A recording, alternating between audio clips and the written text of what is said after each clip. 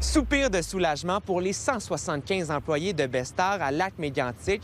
Après l'annonce de la fermeture de l'usine il y a à peine 2 semaines, le fabricant de meubles reprendra ses activités. La proposition des nouveaux acquéreurs, dont Mario Baudouin de MB Capital, a été acceptée au Palais de justice mercredi matin devant la Cour supérieure.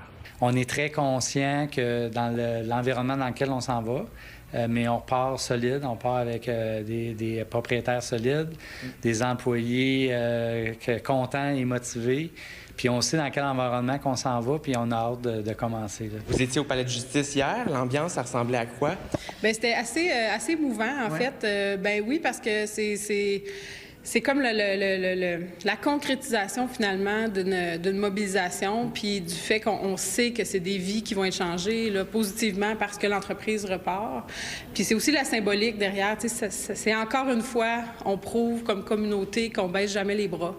Puis voulez-vous nous parler un peu de la journée d'hier? Comment ça s'est passé devant la Cour?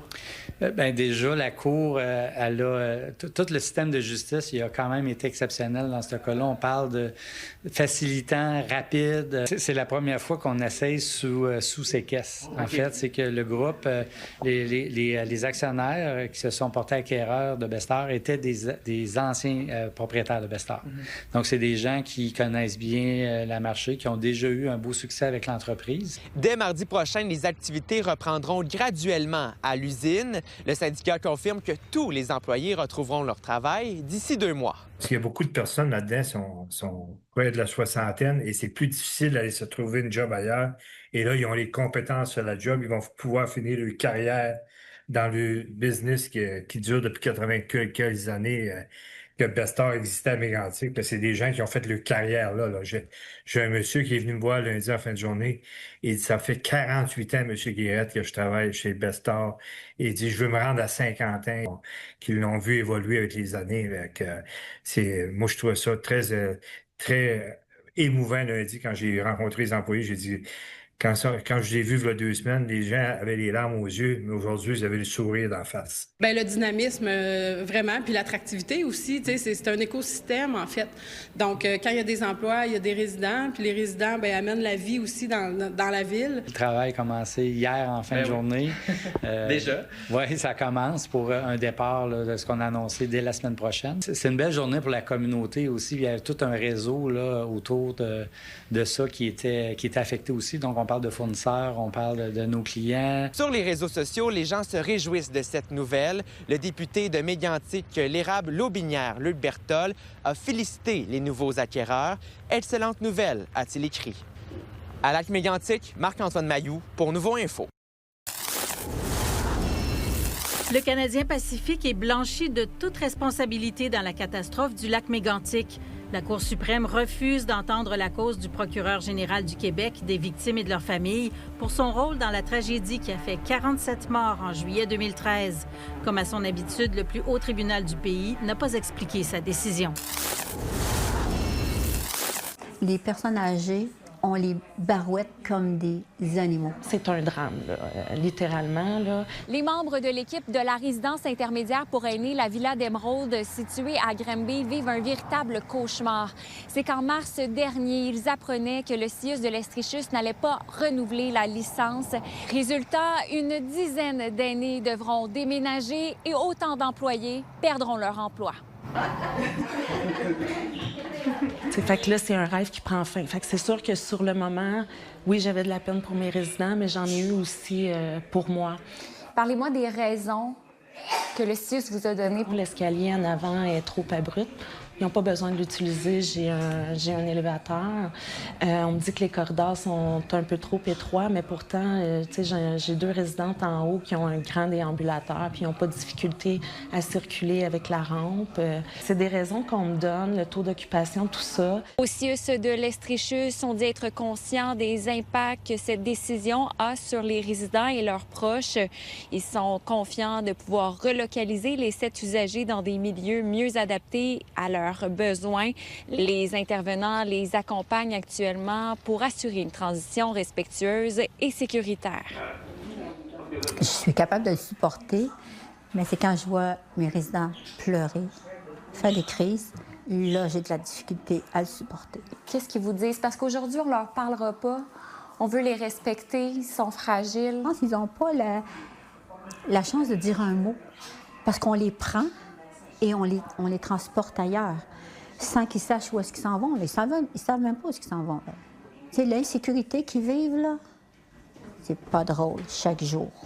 Je trouve ça complètement anormal que nos listes d'attente soient si longues, qui sont supposément pas en mesure de remplir mes chambres avec tous ces milliers de personnes-là. Oui, le maintien à domicile, c'est beau, puis j'adhère à ça à 100 000 à l'heure. Mais j'ai beaucoup d'amies infirmières, dont certaines qui sont aux soins à domicile, sont épuisées, les filles, là. Vers où on s'en va, vous pensez, avec ce système-là? Bien, c'est sûr que honnêtement, je suis inquiète pour l'avenir des Harry. Est-ce qu'on s'en va vers la privatisation? C'est sûr que le fait qu'on m'a demandé de me convertir en RPA, ça laisse miroiter que c'est peut-être ça qu'on veut. Pourquoi mon bâtiment ne correspond pas pour être une ARI, mais que ce serait correct pour une RPA? Ça me fait questionner, là. Comment vous qualifiez cette situation-là? De la merde. C'est tout fait à cachette. Moi, je suis contente qu'on ait parlé. Si c'est pas pour nous ici, là, présentement, c'est pour tout le monde. Au bureau du député de Granby, on nous dit être sensibilisés à cette situation et avoir des discussions avec la direction du CIUS de l'Estrichus dans ce dossier. À Granby, Alexandra Paré pour Nouveau Info. Bonjour, je m'appelle Maude Lemay et je suis artiste, créatrice de masques.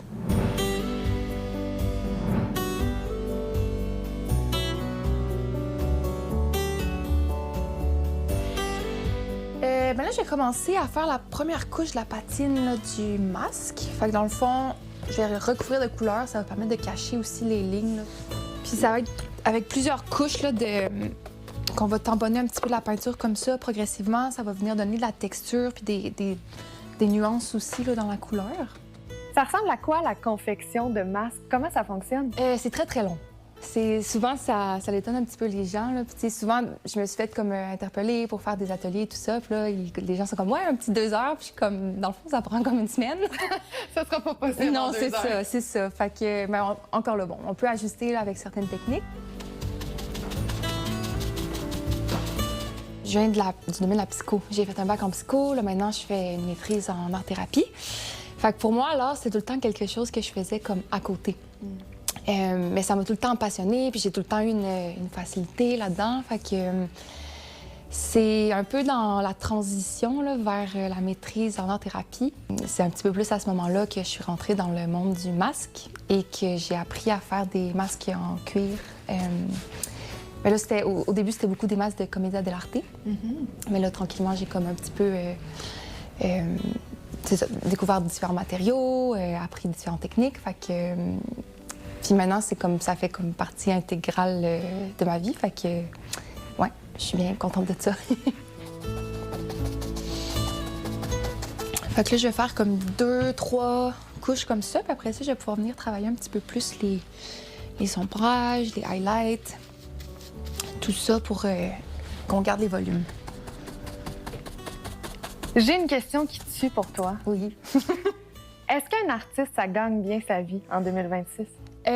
C'est difficile, mais ça peut. Je pense que moi, ce qui fait que ça fonctionne, c'est que j'ai plusieurs chapeaux en même temps. J'ai été chanceuse de pouvoir travailler beaucoup avec le Théâtre des Petites Lanternes. Là. Fait que c'est ça, comme en ayant un peu comme quelque chose un petit peu plus régulier avec eux. Puis aussi avec, éventuellement l'art-thérapie aussi, je pense que ça va me permettre de pouvoir aussi comme avoir du temps puis de l'espace pour faire mes masques à moi. Fait que c'est ça. Mais il faut être créatif, je pense quand même, là, pour jongler avec toutes ces affaires-là. Puis très entreprenant aussi. Ça, c'est quelque chose que j'avais pas réalisé, mais il faut quand même avoir une fibre entrepreneuriale que c'est ça, en développement pour moi. Et voilà.